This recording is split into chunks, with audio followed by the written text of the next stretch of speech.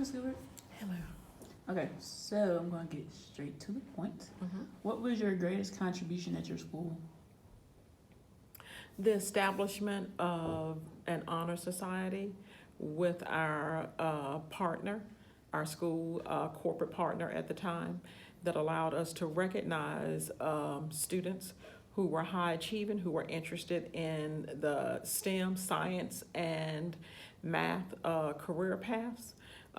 It was really a great opportunity for them to visit a lot of corporate industries such as AT&T, service centers, Entergy service centers, and it also was a great encouragement to them to maintain their grades, and they received a lot of other community service benefits with it too.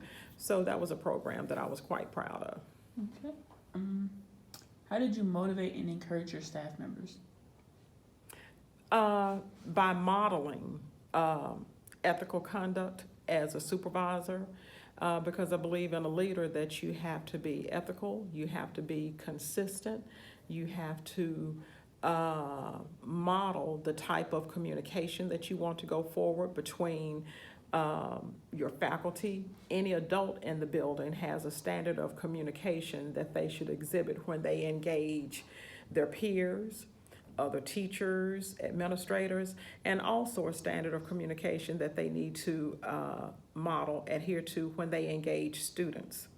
So I try to model those things that I expect in terms of behavioral expectations for faculty, students, and staff in a school, because I think that establishes the culture of how you communicate, and communication in any setting is critical to establishing your common understanding of what your values are within a school setting, of what your goals, your objectives are within a school within a school setting. So that was a priority for me. Okay. What was the atmosphere at your school like? Well, having served in more than one school, I would say that the culture and climate varies from school to school, and I think you either contribute to a positive culture when you go into a new environment, or you either may impact that culture in an adverse way. So I like to think that there were schools that I went into where the climate and culture was less than desirable, less than conducive to what I believe is a good teaching and learning environment. But I believe that I contributed in a positive way. I'll give you an example. In some school settings I've gone into, there was a lack of morale, which if your teachers have a lack of morale, then that of course means that their enthusiasm for what they do is impacted. And students are very astute, and they are able to quickly discern whether or not a teacher or a school leader is invested emotionally and psychologically in what they do. Because if your persona indicates that you don't want to be there, or you're somewhere that you feel that you're compelled to be, students pick up on that very quickly. And it's a tried and true saying that, and it applies to students and people in general, that I may not remember everything that you say to me, but I will always remember how you make me feel. And as humans, I think we feel first.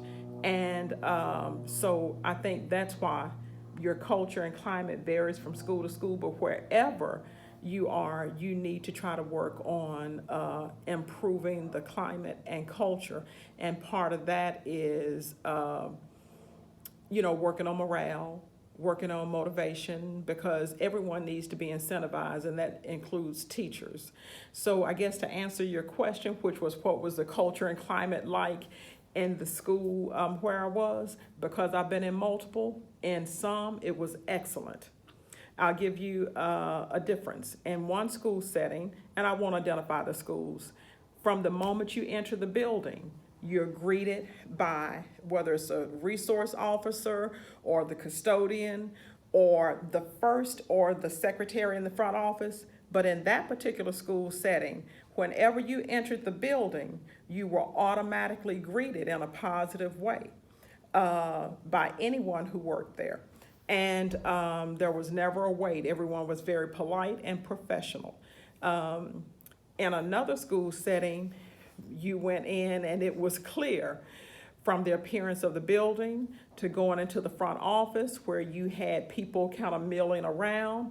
It may be, you might get addressed or you may not be addressed. Or sometimes a person was on the phone and continued their conversation.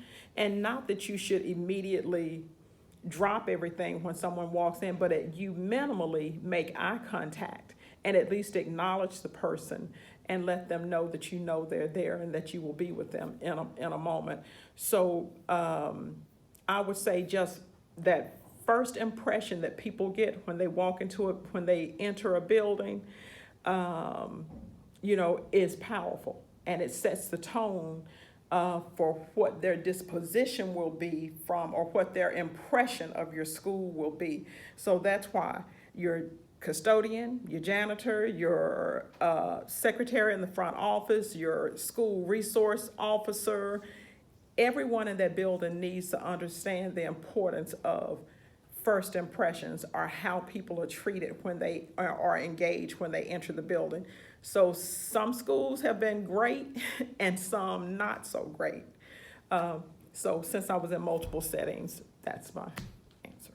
Oh, okay. Thank you, Ms. Gilbert. That's it. Yes, ma'am.